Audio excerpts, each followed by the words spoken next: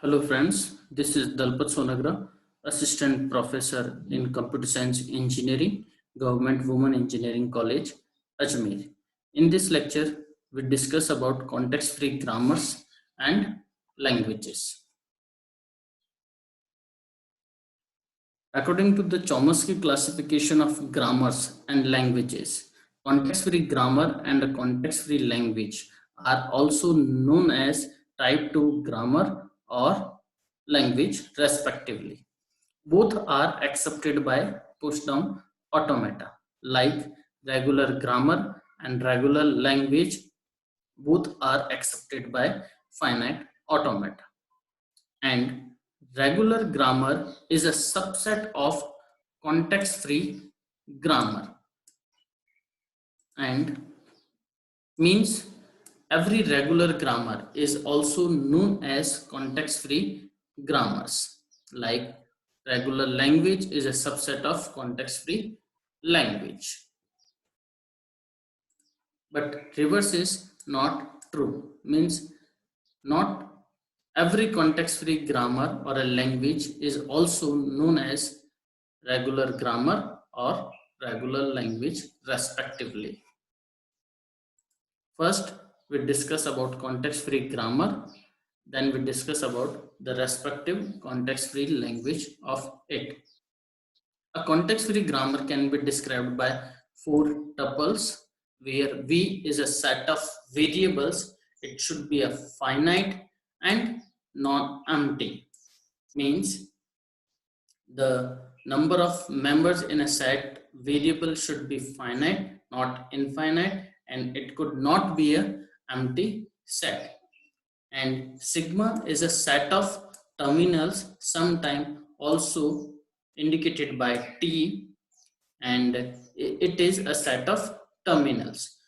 Variables are used to vary in a grammar to describing the strings or a particular grammar's property, whereas T is the sentential used in a sentential form describing the terminals in the course of derivation, which we understand later on. S is a special variable that is also known as starting variable and sometimes special variable, through which a course of derivation of a particular string from the grammar is described, that we also understand later with a suitable example. First of all, we discuss the 4th tuple of a grammar, that is P. P is a set of production, sometimes known as rewriting rules. We know that every production having a format, alpha tends to beta, according to the definition of journal grammar. So in this case, the format of a production in a context-free grammar is described as alpha tends to beta, where alpha is exactly one variable from the set of variable, whereas beta could be any string from the set V union sigma asterisk. This set derived 4 type of string. So means a beta could be a string of any combination with variable and terminals, and beta could be a string purely with variable, purely with terminals, and sometime null string also. So this alpha tends to beta describe the production in the context-free grammar, in which whenever the alpha is occurred in the course of derivation for a particular string, then that is replaced by beta. It we understand by a suitable examples in our next slide. Okay, so we take an example grammar G1 that described by these 4 tuples, where V is only having one variable S and sigma having two terminals, small a and small b.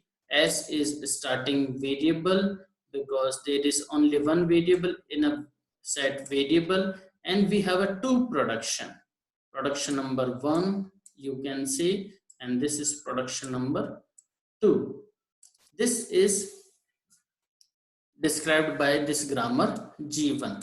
Let me suppose W1 a string which is belongs to this G1, that is triple A triple B. So we have a need to derive this string or check whether this is derived from this grammar G1 or not.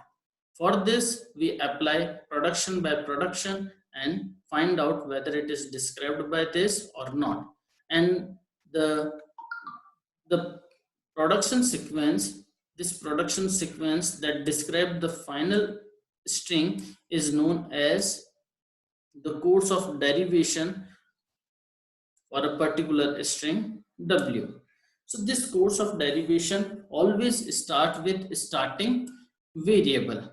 Here S is our starting variable, so we start with this again. Now we look into this string.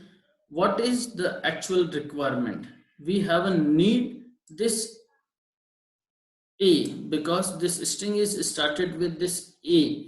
But when we look at both the production, then both the production on right hand side derived by A. Therefore, we may use both of them.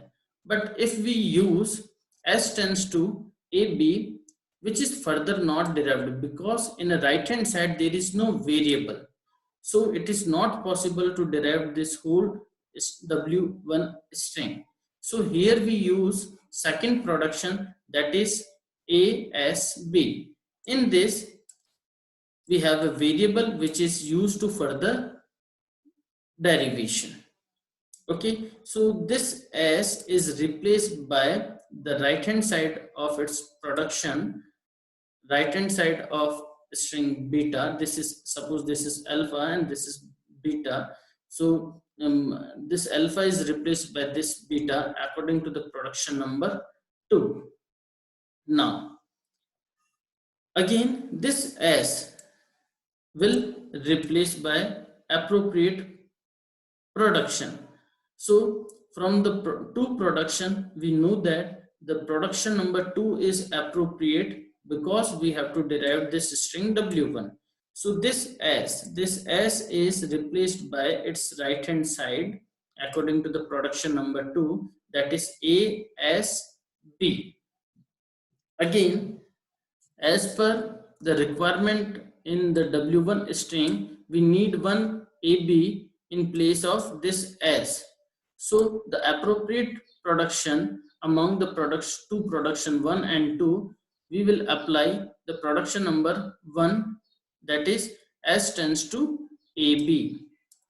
So if we apply the replacement of this alpha by its corresponding beta, that is AB, small ab, then we get this string.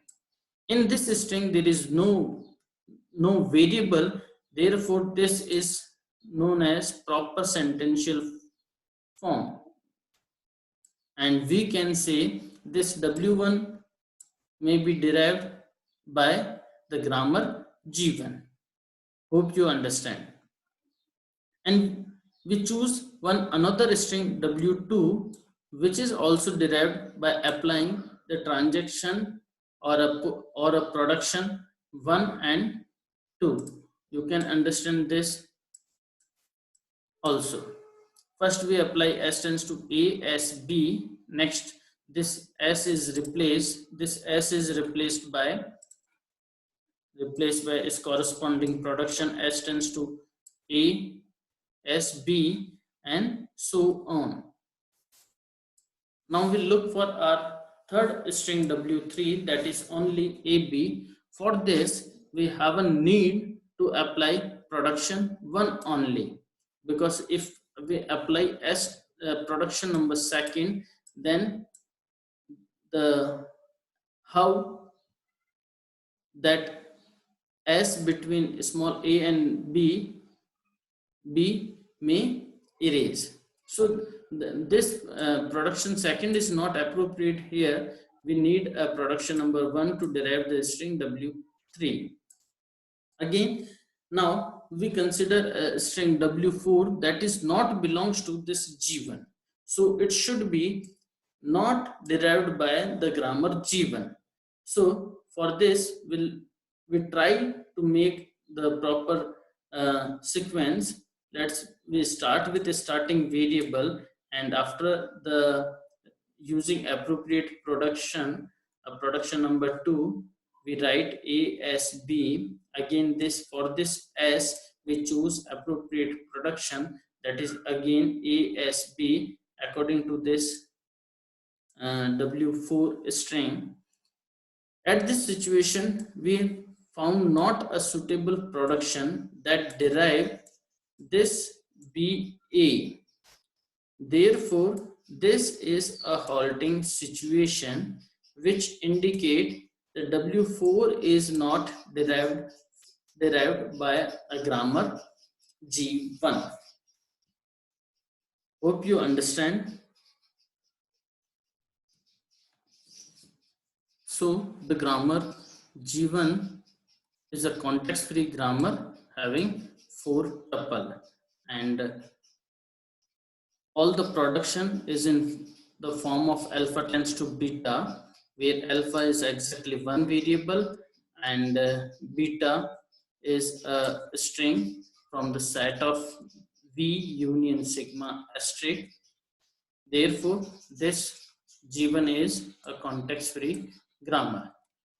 Why it is known as a context-free grammar? You can notice that in the course of derivation, always one variable is replaced, and the left context and right context may remain unchanged, will remain unchanged. Therefore, we can say this grammar is context-free grammar because left context and right context always unchanged. Therefore, this is known as a context-free grammar.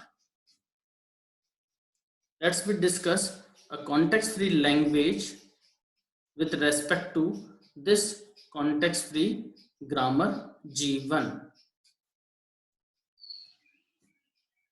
So we know that any language can be described by a grammar.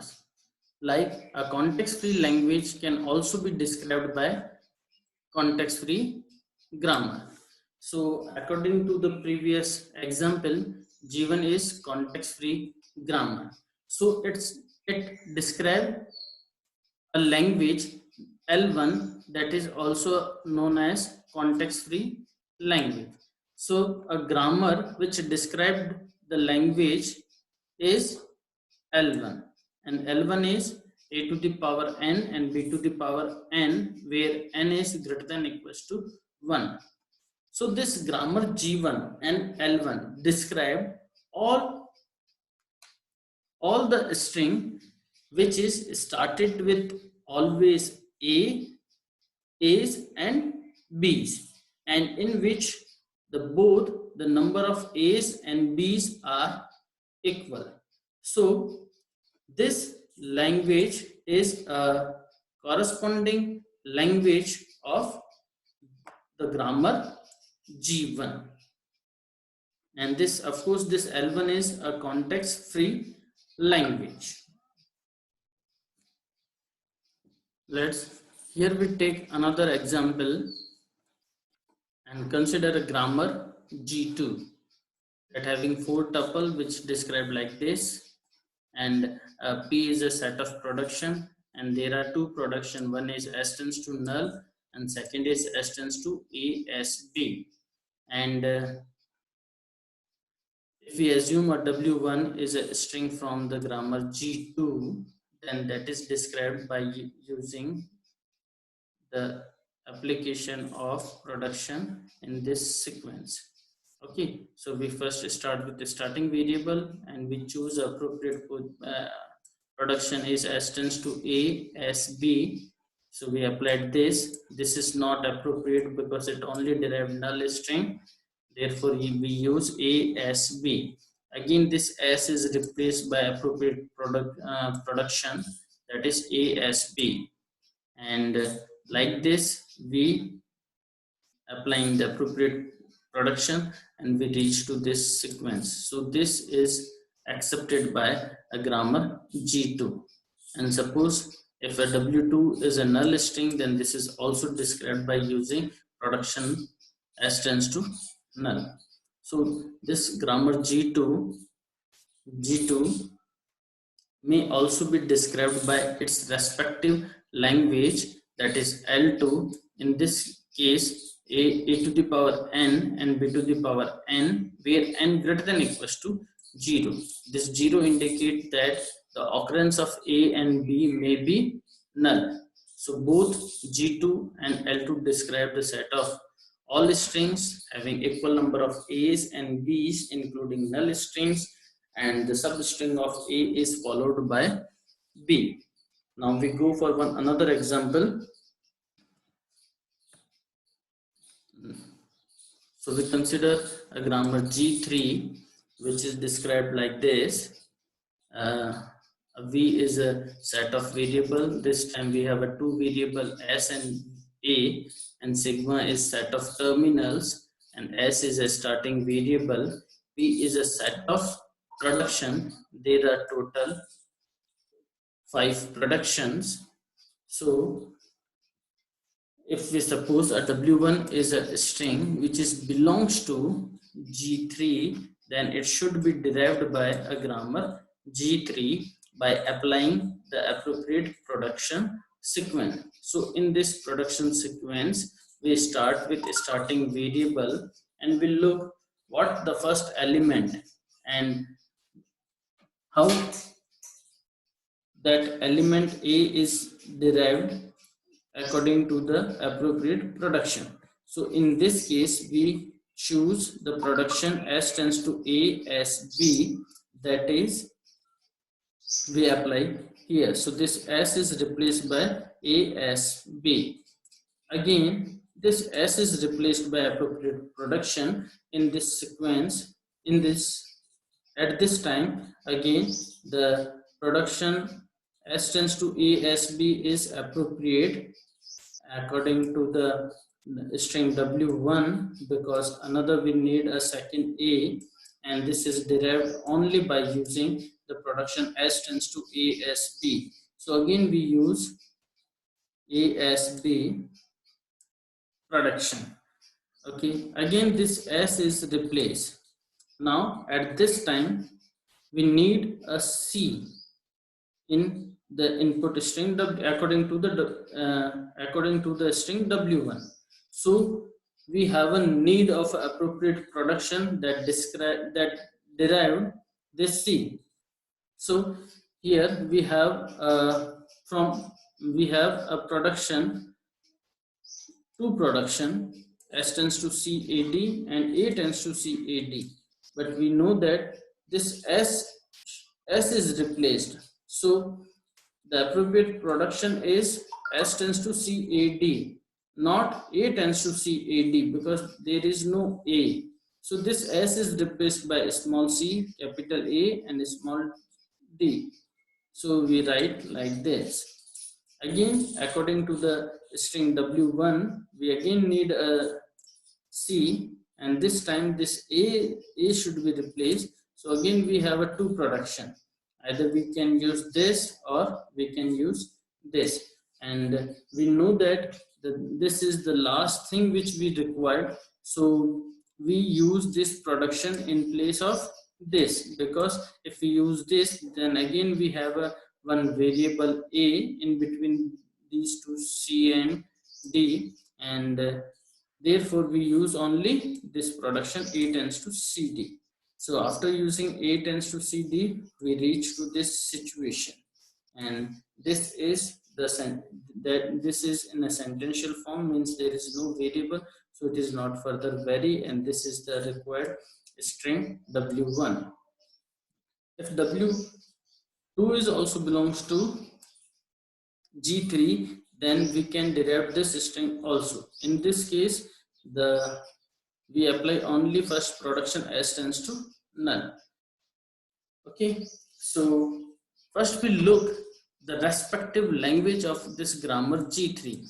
That is a language L3. This is a context-free language which is described as a to the power n, c to the power m, and d to the power m, and b to the power n, where n and m are occurrence of a, c, d, and b, and those are greater than equals to 0.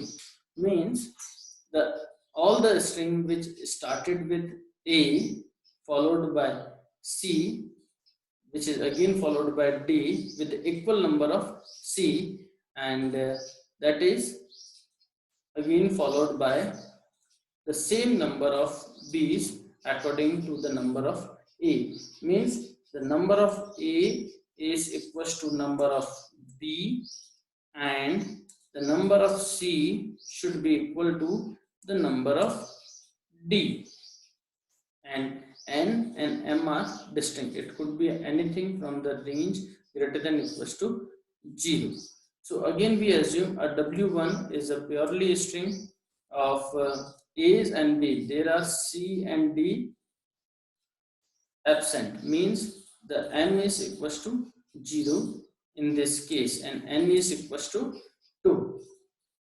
So the string is double A and double B, and this can be derived by using this transaction or a production sequence by choosing appropriate production among these. Only we choose the appropriate production according to this string W1. Okay, and for the W2, this is the string where m is equals to 2 and n is equals to 0. This is also derived by this sequence by using appropriate production from the set of production. Hope you understand. Thank you.